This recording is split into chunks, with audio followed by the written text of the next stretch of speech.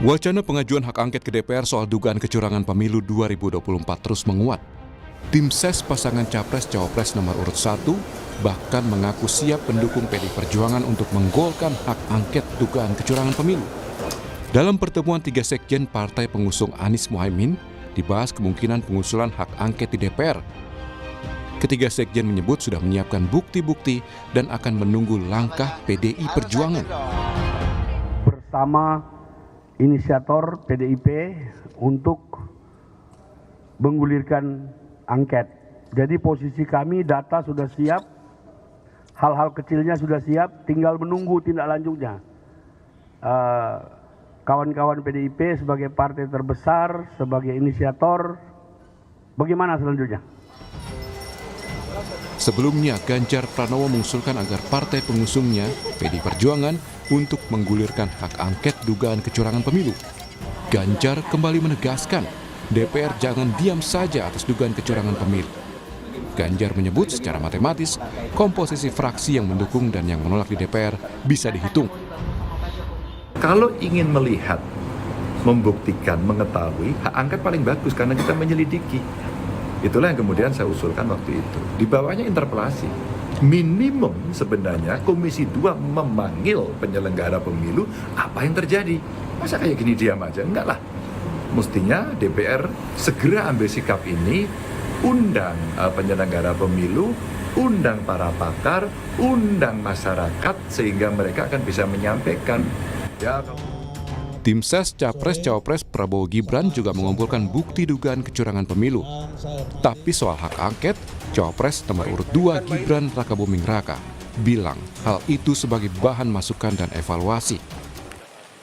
Ya, masalah hak angket, segala kritikan, evaluasi, demo, ataupun surat-surat terbuka, apapun itu ya kami tampung sebagai bahan evaluasi, masukan, dan lain-lain ya.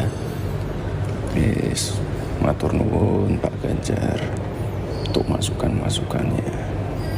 Yuk.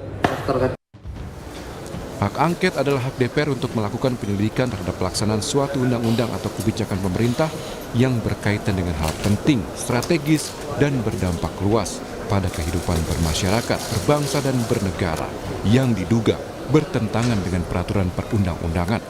Masih dinanti seperti apa hak angket bergulir karena hitung suara hasil pemilu 2024 belum selesai. Tim Liputan Kompas TV. Lalu bagaimana mewujudkan hak angket di DPR ini agar tidak hanya sekedar wacana? Apakah hak angket akan lebih ampuh dibandingkan penyelesaian sengketa pemilu di Mahkamah Konstitusi? Kita akan bahas bersama dengan Ketua Komisi 2 DPR dari fraksi Partai Golkar, Ahmad Doli Kurnia. Lalu ada Wakil Ketua Komisi 2 DPR, fraksi Partai Nasdem, Saan Mustafa, politisi PDI Perjuangan yang juga juru bicara TPN Ganjar Mahfud, Ciko Hakim, dan pengamat komunikasi politik dari Universitas Brawijaya, Anang Sujoko. Selamat pagi Bapak-Bapak. Selamat pagi, Rade. Iya, saya harus tanya ini ke Bung Ciko dulu karena yang sebenarnya menggulirkan awalnya ini capresnya Bung Ciko nih, Mas Ganjar Pranowo. Sejauh mana sekarang realisasi hak angket kalau dilihat dari internal TPN Ganjar Mahfud, Bung Ciko?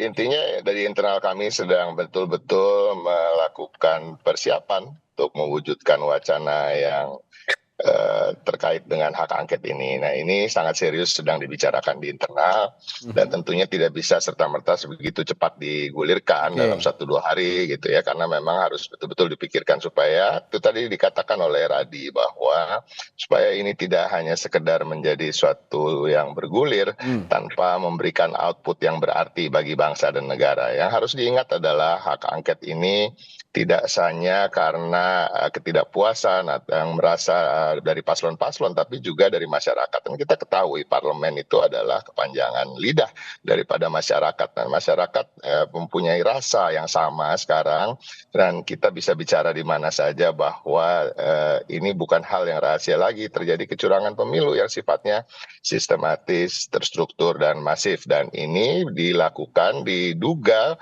banyak pelanggaran-pelanggaran dilakukan oleh bukan hanya hanya penyelenggara pemilu atau para paslon, tetapi juga oleh pemerintah dan kekuasaan. Dalam Ya. hari ini bahkan kepala negara dalam berbagai hal telah melakukan banyak pelanggaran yang tentunya tidak bisa, banyak yang kita sudah lakukan dan tidak bisa dihandle oleh Bawaslu sendiri. Bawaslu banyak sekali tidak mengindahkan banyak pelanggaran-pelanggaran yang nyata. Kita memberikan contoh aja seperti apa yang terjadi di ini, hal-hal kecil ya yang detail seperti apa yang terjadi di Car Free Day gitu terhadap pada Gibran. Gibran jelas-jelas membagikan susu, sementara itulah memang menjadi program dia bagi susu makan gratis, susu gratis dan lain-lain. Nah, ini Bawaslu tidak bisa menindak. Kemudian PJ Gubernur Heru DKI juga Ya. itu bagian dari pelanggaran peraturan provinsi, tetapi juga tidak mau menindak. Nah, hal-hal seperti ini, nah kita bicara soal TSM tadi, nah itu jauh dari hanya sebatas pelanggaran-pelanggaran di kotak suara atau di TPS dan lain-lain. Ini kita bicara soal penunjukan PJ Gubernur, PJ Bupati, dan lain-lain. Nah, ini hal-hal seperti ini harus diselidiki dan itulah tugas dari hak angket tersebut. Dan saya rasa ini masih dalam koridor konstitusi Ya. dan kita tunggu aja. Tapi kita semangat di PDI Perjuangan untuk menyelidiki ini sampai ke akar-akarnya.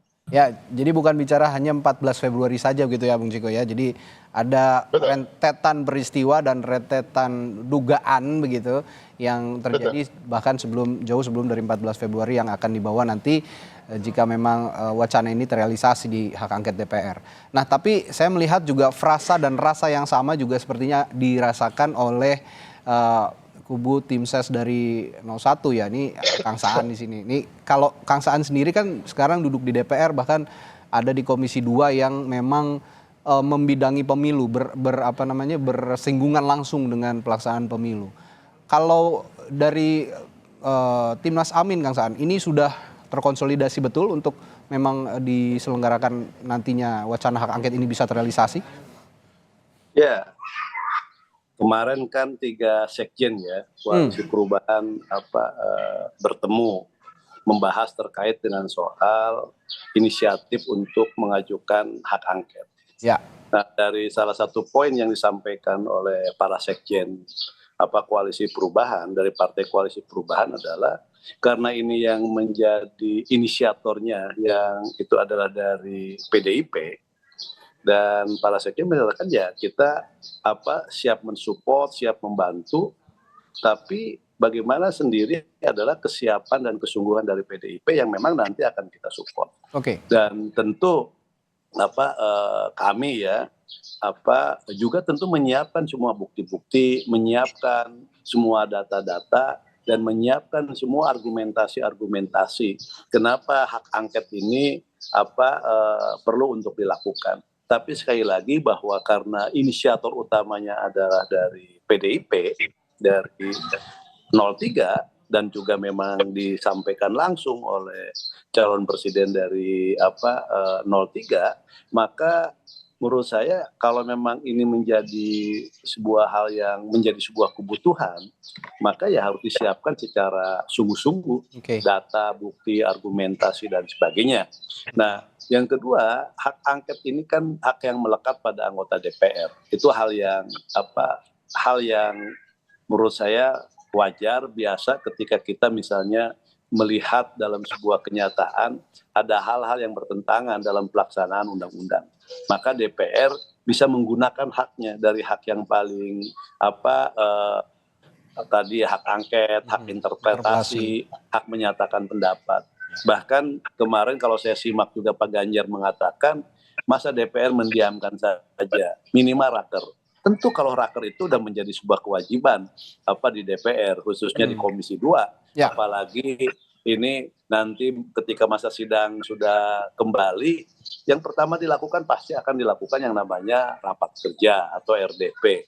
Setidaknya RDP itu akan membicarakan terkait evaluasi pelaksanaan dari pemilu. Nah, dari evaluasi pelaksanaan dari pemilu itu kan juga nanti bisa banyak hal turunannya.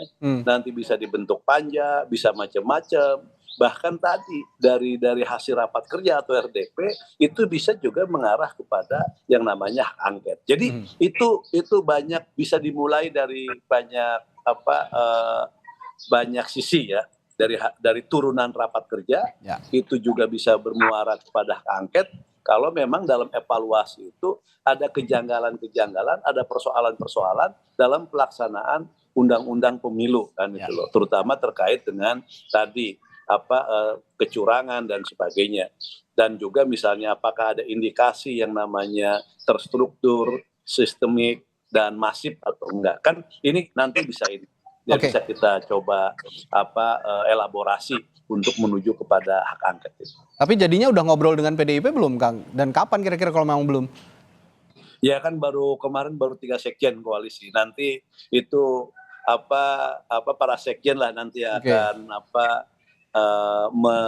melakukan apakah nanti mereka ketemu dan sebagainya. Jadi kalau di DPR ya tinggal nunggu aja. Hak angket kan sederhana. Tanda tangani oleh 25 anggota, lebih dari 1 fraksi, sampaikan dibawa di paripurna yang menyetujui ya jalan kan gitu loh kan. Itu nggak terlalu rumit mekanismenya sebenarnya untuk mengajukan hak angket. Tapi yang harus dicatat tuh kapan dikonkretkannya itu biar segera jadi gitu nih barang gitu, Kang, kayak kira-kira begitu. Nah ini kan karena inisiatornya PDIP.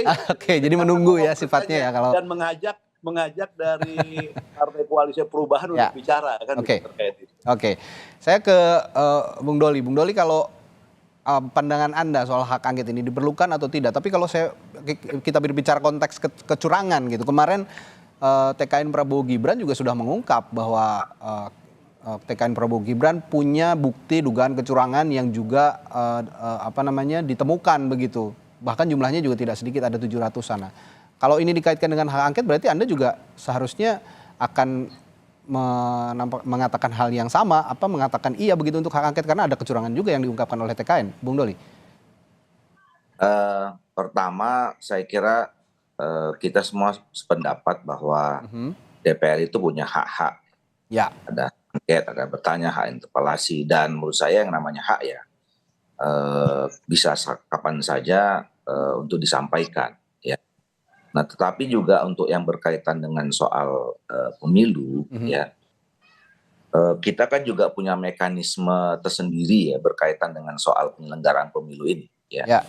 Kalau ditemukan adanya kecurangan-kecurangan, ya kalau administratif itu bisa ke Bawaslu. Kalau kemudian dengan pelanggaran pidana pemilu ada Gakumdu. Kemudian kalau nanti ada terkait dengan sengketa, itu nanti ada Mahkamah Konstitusi. Dan ini semua sedang berlangsung. Jadi artinya kan kita sebetulnya belum punya kesimpulan ya terhadap apa yang mau kita persoalkan gitu. Nah, dan selama ini kalaupun misalnya terjadi kecurangan administrasi itu kan berjalan sebetulnya ya di bawah. Dan perlu diingat yang ketiga adalah ya dari awal saya mengatakan kalau bicara soal potensi kecurangan, semua pasangan calon, semua peserta pemilu itu punya potensi untuk melakukan kecurangan. Ya. Nah, yang tidak fair selama ini kan seolah-olah kalau ada kata curang ya itu ditujukan kepada pasangan kami gitu loh ya. Nah apalagi sekarang kan ya biasa saja kalau misalnya dalam sebuah kompetisi, sebuah game gitu ya, kalau ada yang kurang beruntung selalu memang begitu mengatakan curang. Ya kan, sama juga sekarang kami juga begitu nih kok Golkar misalnya kok suaranya ini ya ini pasti curang. Wah, memang gampangnya begitu gitu. Nah cuma persoalannya bicara tentang kecurangan, nah kami juga menemukan sebetulnya ada potensi-potensi. Tadi misalnya contoh soal pejabat kepala daerah gitu ya. Cek aja tuh di Papua seperti apa ya. Kita tahu kok, sama-sama tahu terbuka. Kemarin juga kita lihat kemudian di Malaysia ketahuan ada yang nyoblos duluan gitu ya. Nah, itu kan sebetulnya masyarakat juga paham, tahu bahwa potensi kecurangan itu bisa dilakukan oleh siapa saja. Kembali ke soal hak angket, kalau kami menilai, kami tetap menggunakan jalur yang sudah ada, karena buat kami hak angket itu sesuatu yang tidak diperlukan dengan konteks ini. Ya, bahwa kemudian ada teman-teman yang menggunakan haknya, ya sekali lagi kan itu hak ya. Jadi kalau hak itu bisa saja dipergunakan. Dan kalau bicara tentang soal bertanya di DPR, seperti yang disampaikan Kang Saan tadi, kami selama 2 tahun ini setiap rapat kerja mungkin minimal 2 atau 3 kali ya memanggil penyelenggara pemilu, termasuk biasanya kalau diundang itu ada unsur pemerintah ya. Dan pasti besok sekitar minggu depan kan kita udah mulai masuk. Pertama, salah satu yang tentu kemudian akan kami panggil, akan kami gelar rapat kerjanya itu ya bersama penyelenggara pemilu, karena itu juga concern, tanggung jawab kami di DPR untuk memastikan penyelenggara pemilu ini juga baik, karena kami ikut juga bertanggung jawab di Komisi 2 karena desain konsep ini sudah kami rancang sama-sama 2,5 tahun yang lalu kira-kira. Ini juga hari-hari ini juga kan memang penyelenggara pemilu dalam ini KPU dan juga Bawaslu gitu ya, ada beberapa masalah yang kompleksitasnya juga cukup tinggi dan harus segera dibicarakan solusinya begitu, karena berkaitan dengan penghitungan suara juga 20 Maret tenggatnya akan berakhir begitu kira-kira. Ini berkaitan dengan Sirekap. Nah, saya akan ke Pak Anang dulu nih. Pak Anang, kalau Anda melihat seberapa kuat pengajuan hak angket ini bisa terrealisasi, Pak Anang? Ya, pertama saya ingin melihat dari apa yang disampaikan oleh Pak Ganjar sebelumnya, Capres 03, bahwa apa yang dikatakan Pak Ganjar itu perlu ada sebuah tanda tanya di belakang motivasinya. Apakah itu hanya sebagai sebuah respon emosional ataukah itu sebagai sebuah respon kelembagaan, artinya respon dari koalisi.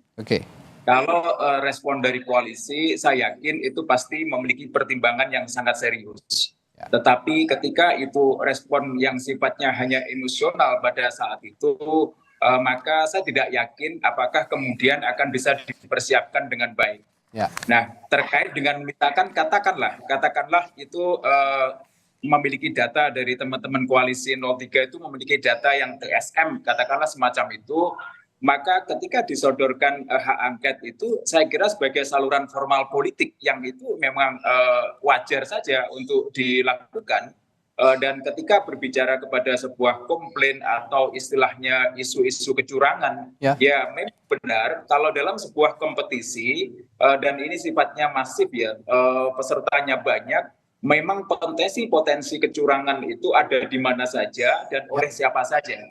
Tetapi yang menjadi masalah kalau menurut saya ini kan rangkaian sebuah peristiwa sehingga isu kecurangan ini bukan lagi berbicara pada proses pada saat pemilihan atau pemungutan suara.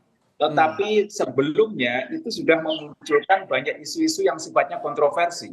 Dan isu-isu kontroversi itu banyak dilakukan, contoh misalkan oleh pejabat negara, oleh presiden, katakanlah semacam itu. Kemudian ada beberapa juga pejabat daerah yang disinyalir melakukan sebuah mobilisasi. Sebagai contoh dalam riset saya, dalam survei saya beberapa waktu yang lalu, ada seorang ibu rumah tangga, beberapa ibu rumah tangga di di Kota Malang itu mengatakan bahwa saya takut tidak memilih 02 karena menurut RT saya nanti kalau saya tidak memilih 02, bansosnya itu akan ditiadakan. Nah, ini kan ada sebuah ini data dari saya. Nah, ini artinya akan ada sebuah informasi, ada sebuah data yang itu sifatnya bukan lagi hanya pada posisi elit, tetapi juga sampai kemudian elit pusat, elit daerah, dan juga kemudian masyarakat bawah itu seolah-olah sudah menjadi bagian dari proses kecurangan itu. Nah, sehingga apa yang saya katakan ketika hak angket itu dilakukan, ini ada sebagai sebuah pembelajaran politis. Jadi bagaimana saluran-saluran yang digunakan itu dimanfaatkan betul dalam rangka untuk edukasi politik, bukan hanya untuk warga negara, tetapi terutama saya menyoroti ini untuk elit-elit kekuasaan yang ada di pusat. Bahwa mereka tidak bisa begitu saja bermain-main di dalam ranah publik. Mereka juga tidak bisa kemudian membuat kata-kata yang sifatnya itu mungkin hanya sekedar mengatakan cawe-cawe itu semuanya. Maka itu harus dikembalikan kepada elit-elit politik yang ada di pusat untuk berhati-hati ketika melakukan sebuah pendidikan politik. Oke. Nah, yang lebih parah lagi kalau menurut saya, saat ini kan era digital. Ketika kita bicara pada era digital, itu ada yang istilah yang namanya user generated content. Ya. Jadi setiap individu memiliki potensi untuk melakukan sebuah kontrol.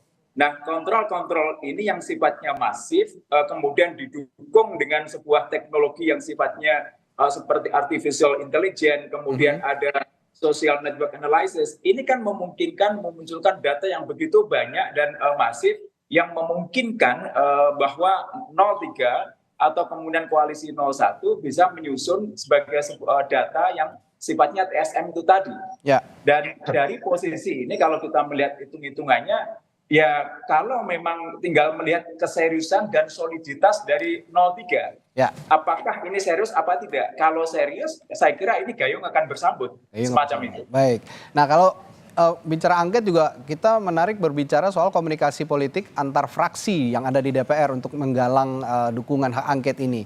Kita ketahui bahwa peta politik ini sebenarnya bisa tiba-tiba berubah begitu ya. Meskipun saat ini begini, belum tentu ada jaminan ke depan akan begitu gitu. Nah, kalau bicara peta politik, kalau inisiatornya memang adalah PDI Perjuangan dan akhirnya nanti akan bergabung dengan koalisi pengusung Anies Muhaimin, itu berarti akan ada 5 partai politik yang mengusung hak angket ini. Ada PDI Perjuangan, P3, Nasdem, PKS, dan PKB. Sedangkan di kubunya Pak Prabowo gitu ya, kubunya Pak Prabowo Gibran di 02, yang ada di DPR sekarang ada Gerindra, Golkar, PAN, dan Demokrat. Nah, apakah kekuatan ini, bagaimana kekuatan ini ke depan? Apakah 02 juga bisa mengimbangi kekuatan gabungan antara 01 dan 03? Kita akan bahas setelah jeda. Tetaplah bersama kami di Sapa Indonesia Pagi.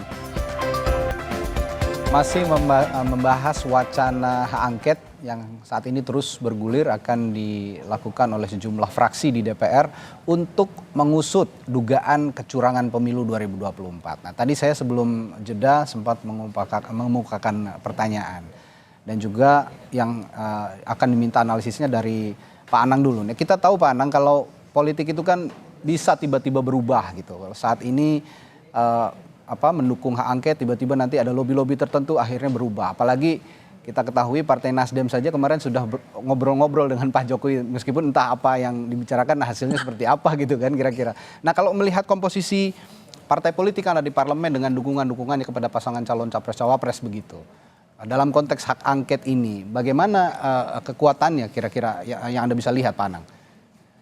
Ya, kalau persyaratan untuk masuk hak angket tadi seperti disampaikan oleh Bang Saan Mustafa, saya kira relatif mudah. Tetapi kan ketika pelaksanaannya nanti akan sesuai dengan rencana dari pengusul apa tidak, itu kata kuncinya bicara pada soliditas.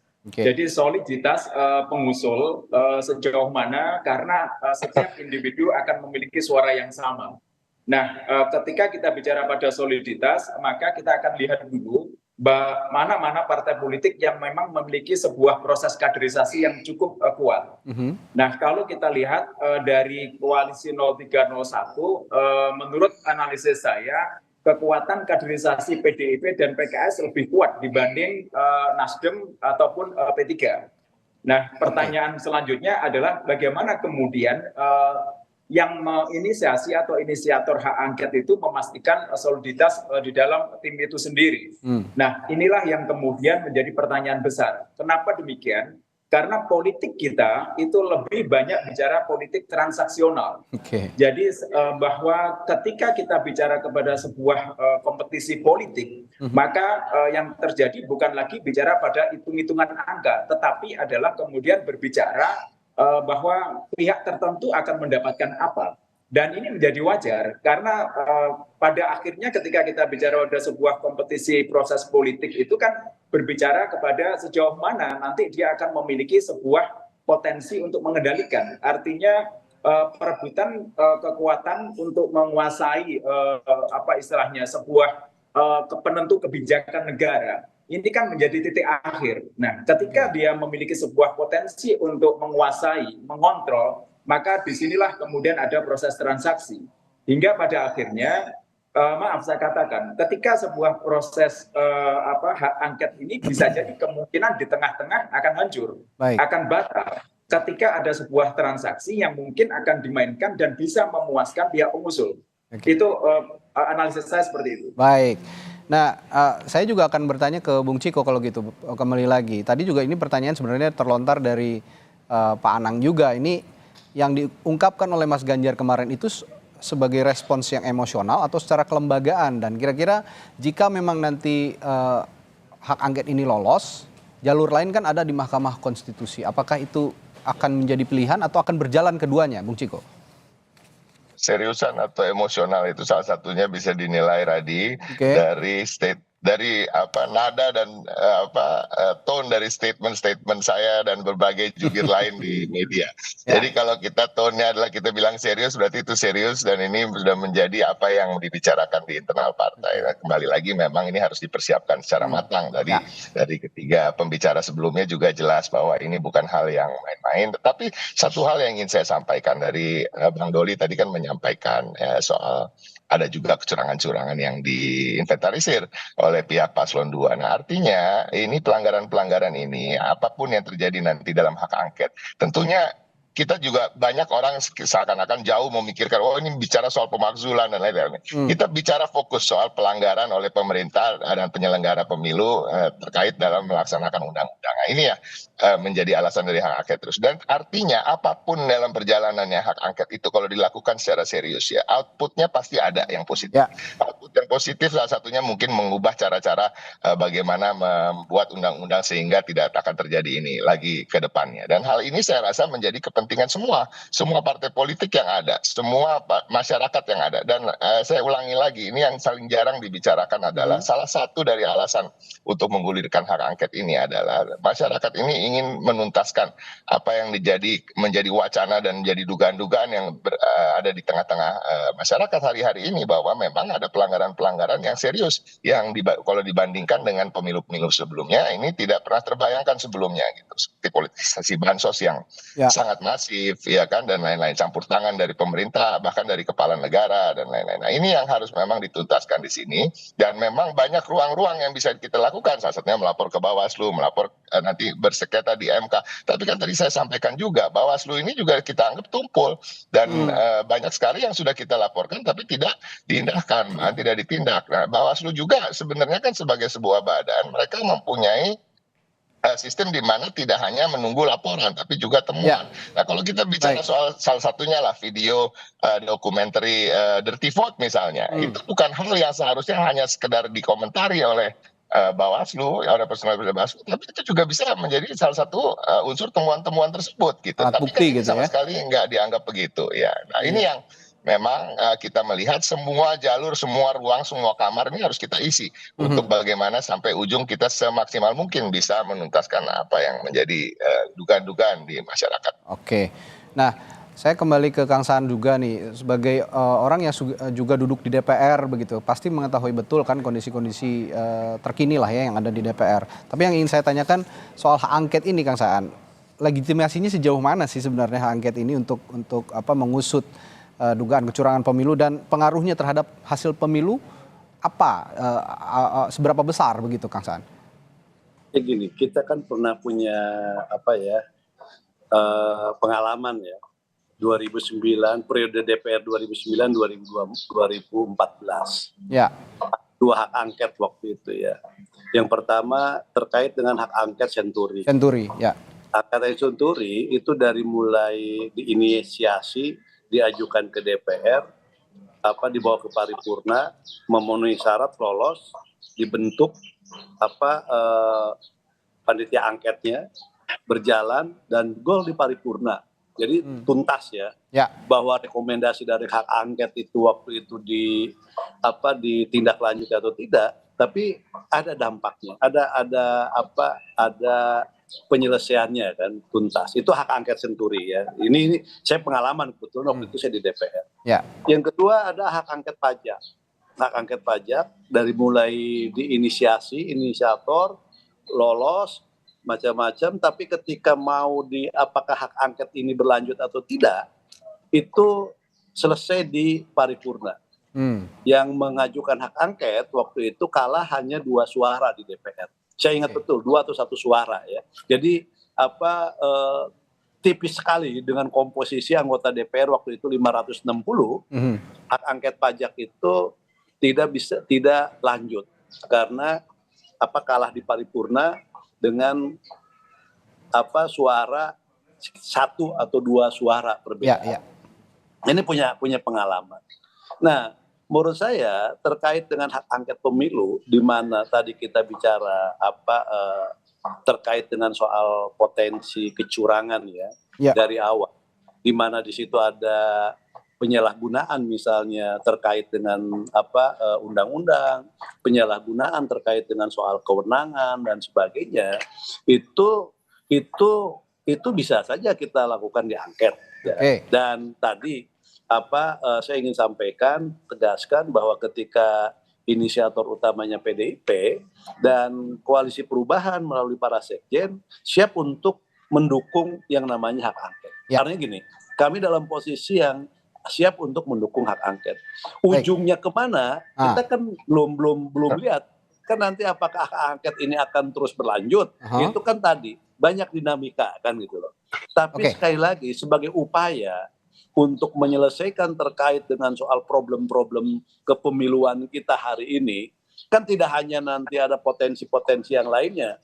Nanti kan ada misalnya kerumitan-kerumitan dalam pelaksanaan undang-undang pemilu.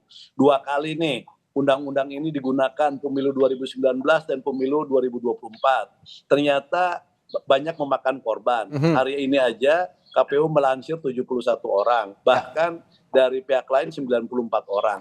Ini banyak. Nah, yang kedua, kalau misalnya kita bicara soal potensi kecurangan, seperti tadi Bang Doli sampaikan, potensi kecurangan memang bisa saja dilakukan oleh siapapun. Tapi siapa yang paling terbesar untuk melakukan potensi kecurangan? Tentu potensi kecurangan terbesar adalah ketika ada salah satu yang memang mendapatkan dukungan dari suprastruktur politik, dari kekuasaan kan gitu loh. Nah, ini juga perlu diurai kan gitu loh. Nah, maka saya ingin katakan bahwa yang namanya hak angket itu akan mengurai semua terkait dengan problematika kepemiluan kita. Dengan tadi melihat potensi-potensi selama pemilu yang ada. Bahwa memang ada yang namanya penyaluran, ada tadi yang namanya administratif, ada yang namanya pidana pemilu, ada yang namanya sengketa hasil pemilu di MK dan sebagainya. Tapi tadi kita lihat nanti terkait dengan soal urgensinya. Nanti muaranya kemana kita nggak bisa berspekulasi. Tapi bicara prioritas, Kang, kalau bicara prioritas yang disasar siapa sih? Maksudnya yang disasar ini penyelenggara pemilunya, hasil pemilunya, pasangan calonnya atau kandidat-kandidatnya atau siapa? Kalau bicara prioritas. Tentu kalau kandidat prioritas ini kan ini kan undang-undang pemilu kan. Nanti kan kita ngerujuknya kan kepada undang-undang pemilu. Jadi dasar rujukan dari pemilu kan undang-undang pemilu. Siapa yang melaksanakan undang-undang pemilu? Tentu ada penyelenggara. Itu satu. Yang kedua, kalau dikaitkan dengan kebijakan pemerintah, apa ada kebijakan pemerintah yang lain yang memang itu nanti terkait sangkut paut misalnya dengan pemilu kan itu kan. Itu kan bisa juga disasar kan itu. Artinya gini, di hak angket ini bisa menyasar satu pelaksana undang-undang pemilu, yang kedua bisa disasar adalah kebijakan pemerintah yang langsung maupun tidak langsung itu terkait dengan soal pemilu. Nah, jadi ini bisa menyasar kepada 2 hal. Nah, tapi nanti kita lihat dulu prosedurnya. Makanya saya katakan bagaimana menyiapkan ini semaksimal mungkin dengan bukti-bukti, dokumen-dokumen yang lengkap sehingga nanti perdebatan ketika inisiatif mengusulkan hak angket itu bisa dimenangkan di paripurna, dan tentu ini dengan dokumentasi yang kuat, didukung oleh data-data yang kuat. Kalau soal tanda tangan anggota, karena syaratnya mudah cuma 25, saya yakin itu bisa terpenuhi. Bisa terpenuhi kan gitu loh. Kalau cuman lebih dari 1 fraksi, saya yakin bisa dipenuhi. Tapi meyakinkan paripurna bahwa ini layak untuk lanjut hak angket ini, itu mungkin di situ akan banyak dinamika kan. Gitu. Jadi sekali lagi ini yang menurut saya hal-hal yang memang menjadi perhatian semua. Ya, kalau Jadi memang kalau cuma dukungan, Koalisi Perubahan sudah menyatakan dukungannya terhadap angket. Oke. Ya, Nah, bagaimana nanti komposisinya? Ini kan sekali lagi nanti perjalanannya masih panjang. Oke. Masih panjang, dan apakah ini juga bisa mempengaruhi hasil pemilu atau tidak juga nanti tergantung pembicaraan. Kalau memang angket ini jadi diselenggarakan, tergantung pembicaraan nanti di rapat-rapat selanjutnya di DPR begitu ya. Nah, saya ke Bung Doli lagi. Kalau sekarang kan Prabowo Gibran ini dalam posisi unggul lah ya sementara, baik dari hasil hitung cepat berbagai lembaga survei maupun juga dari real count, hitungan yang dilakukan oleh Komisi Pemilihan Umum. Tapi kalau bicara hak angket, saya sih membacanya sepertinya tidak akan ikut berkontribusi begitu ya kalau dari Prabowo Gibran, partai-partai pengusung Prabowo Gibran yang ada di DPR. Tapi kalau tadi bicara ada juga kecurangan yang ditemukan oleh TKN Prabowo Gibran, ini artinya dari TKN akan juga mengajukan gugatan dugaan kecurangan pemilu ke lembaga lain seperti Mahkamah Konstitusi misalnya? Iya, seperti tadi yang saya katakan bahwa kita kan juga menemukan ya beberapa hal yang terkait dengan praktek-praktek kecurangan dilakukan oleh tim atau katakanlah pasangan calon yang lain gitu. Dan juga kami mencatat kemudian jadi gini, potensi kecurangan itu bukan hanya di Pilpres, di Pileg juga bisa juga terjadi. ada, betul.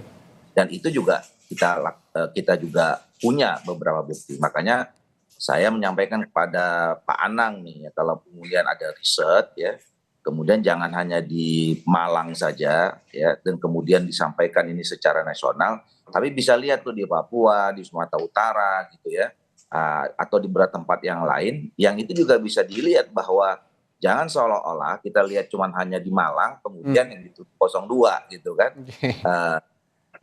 Baru satu di Malang aja kemudian dibilang kemudian secara nasional ini terjadi kecurangan lakukan oleh 02. Tapi lihat dong di tempat yang lain, riset dong di tempat yang lain, juga sampaikan fakta itu gitu. Nanti saya bisa bantu tuh kalau memang mau melihat atau membuat riset itu. Nah, kembali ke soal hak angket, kami merasa bahwa hak angket itu nggak perlu ya. Saya tidak mau bicara dengan Partai Golkar lah ya.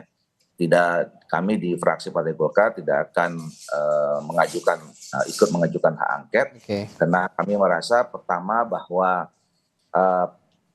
penghitungan ini belum selesai. Ya. Kalaupun kemudian dilihat ada potensi kecurangan, jalurnya tadi masih ada. Nah, kalau kemudian tadi kita bicara tentang soal penyelenggaraan pemilu dan penyelenggaranya, kita fasilitas minggu depan kita sudah masuk masa sidang. Di fraksi-fraksi tentu akan bisa menyampaikannya di teman-teman Komisi 2 kalau ada aspirasi, ada informasi dan segala macam berkaitan dengan penyelenggara pemilu.